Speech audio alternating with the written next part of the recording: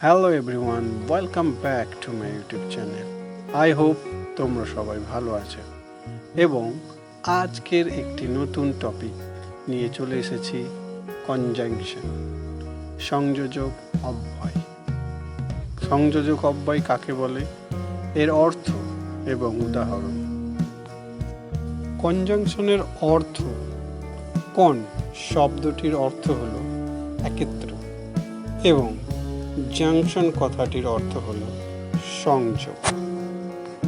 তাহলে কনজাংশনের অর্থ হল একত্রে সংযোগ এবং কনজাংশনের কাজ হল সংযুক্ত করা।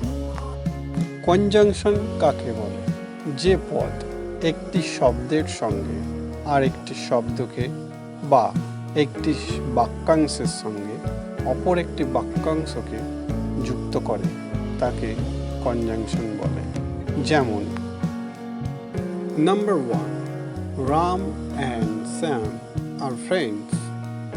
Number 2, he is poor but he is honest.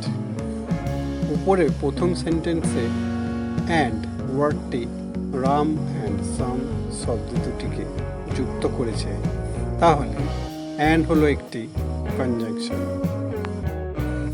এইভাবে দ্বিতীয় সেন্টেন্সটিতে হি ইজ পোর ও হি ইজ অনেস্ট, এই দুটি সেন্টেন্সকে বাট ওয়ার্ডটি সংযুক্ত করেছে, অতএব বাটও একটি কনজাংশন।